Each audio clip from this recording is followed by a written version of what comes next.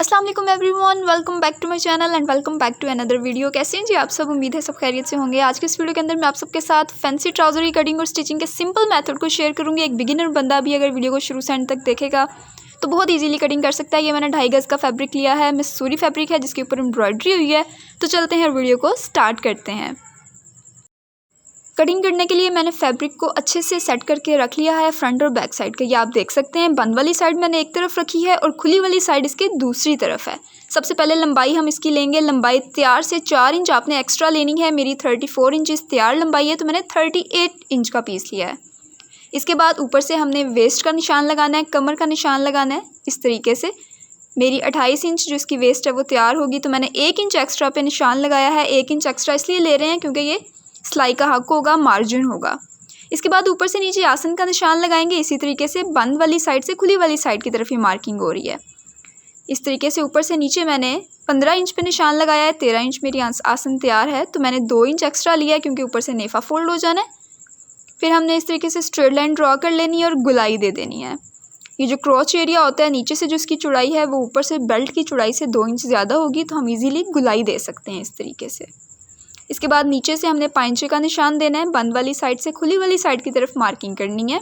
जितना पाइंचे आप तैयार रखना चाहें उससे 1 इंच ज़्यादा लें क्योंकि हमने इस पर मार्जिन रखना होता है सिलाई का। 1 इंच हमने एक्स्ट्रा ज़रूर लेना है।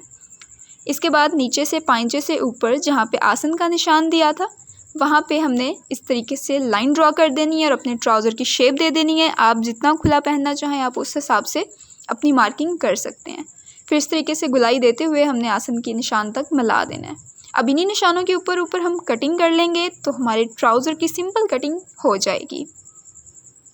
सारे स्टेप्स को आप अच्छे से नोट डाउन किया करें। वीडियो को शुरू से एंड तक ज़रूर देखा करें ताकि कोई भी स्टेप मिस आउट ना हो।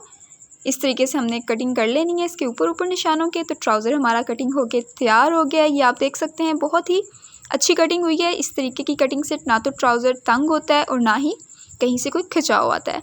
इसके बाद हम सिलाई शुरू करेंगे। सिलाई करने के लिए हमने कपड़े को खोल लेना है, दोनों हिस्सों को आपस में मिलाना है। सीधी वाली साइड को आपस में मिलाते हुए उल्टी वाली साइड को ऊपर की तरफ रखना है। सीधी वाली साइड इस तरीके से आपस में मिलनी चाहिए।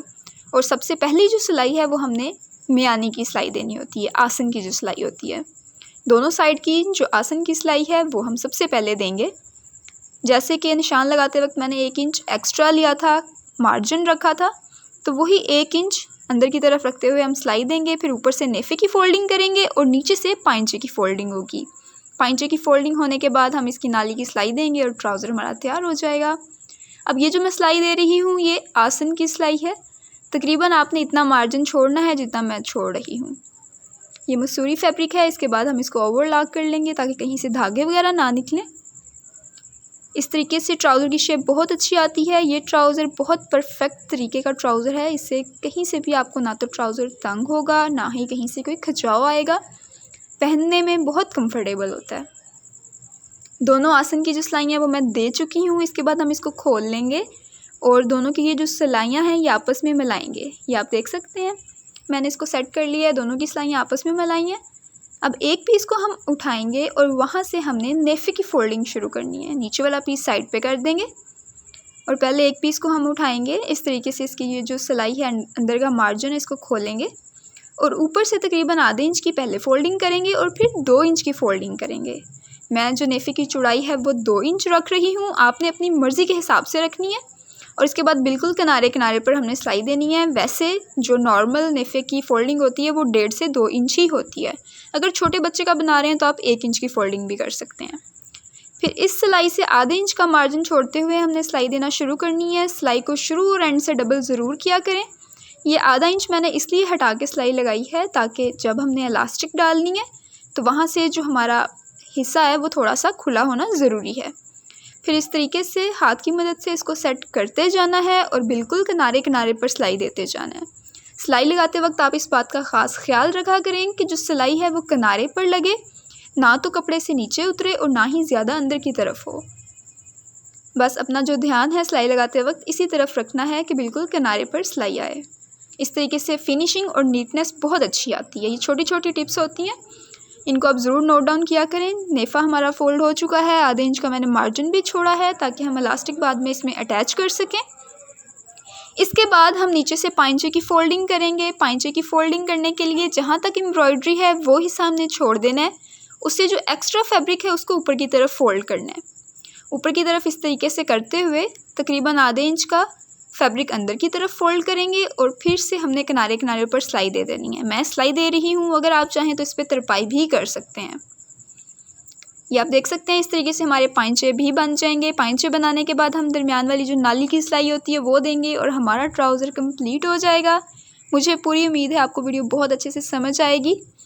یہ آپ دیکھ سکتے ہیں ہمارا جو پائنچا ہے اس کی میں نے فولڈنگ کر لی تھی، کیونکہ امبرائڈری ہوئی تھی اس لیے میں نے اوپر سے سلائی دے دی تو وہ سلائی نظر نہیں آ رہی، لیکن اگر پلین ٹراؤزر ہو تو آپ ترپائی کریں، وہ زیادہ فنیشنگ اور نیٹنس کے ساتھ لگتی ہے۔ اس کے بعد ہم اس کو اس طریقے سے فولڈ کریں گے۔ چونکہ جب میں نے کٹنگ کی تھی تو 1 انچ کا مارجن چھوڑا تھا، وہی مارجن چھوڑتے ہوئے ہم نے سلائی دینی ہے اس طریقے سے 1 انچ کا فیبرک اندر کی طرف فولڈ کرتے ہوئے۔ پھر جہاں سے آپ نے سلائی شروع کی ہے وہاں سے آپ کپڑے کو ضرور اوپر کی طرف فولڈ کیا کریں اور پھر دوبارہ سے اوپر سلائی دیا کریں۔ اس طریقے سے دھاگے نہیں نکلتے نیچے کی طرف اور نیٹنس بہت اچھی آتی ہے۔ یہ سلائی لگاتے وقت آپ نے خیال رکھنا ہے کہ جو میانی کی سلائیاں ہیں وہ آپس میں ملنی چاہیے، دونوں پیسز کی جو میانی کی سلائی ہے وہ آپس میں ملنی چاہیے اس طریقے سے۔ یہاں پہ آ کے آپ نے سلائی کو روک لینا ہے اور دوسرے پائنچے سے سلائی سٹارٹ کرنی ہے اسی طریقے سے جیسے پہلے کی تھی، اور پھر اوپر تک لے آنی ہے اور میانی کی جو سلائی ہے اس کو آپس میں ملانا ہے اس طریقے سے۔ یہ ٹپس ہیں، یہ جو ٹرکس ہیں، یہ آپ اگر ان کو نوٹ ڈاؤن کریں گے تو آپ پرفیکٹ سٹچنگ اور کٹنگ کر سکتے ہیں۔ جی تو ہمارا ٹراؤزر اس سلائی کے بعد کمپلیٹ ہو چکا ہے۔ مجھے پوری امید ہے ویڈیو آپ کو اچھی لگی ہوگی۔ اگر ویڈیو اچھی لگے تو لائک، شیئر اور کمنٹ ضرور کیجیے گا اور مجھے ضرور بتائیے گا کہ آپ کو آج کی ویڈیو کیسی لگی۔ انشاءاللہ نیکسٹ ویڈیو کے اندر ہماری ملاقات ہوگی ایک نئی انفارمیٹیو ویڈیو کے ساتھ۔ تب تک کے لیے اللہ حافظ۔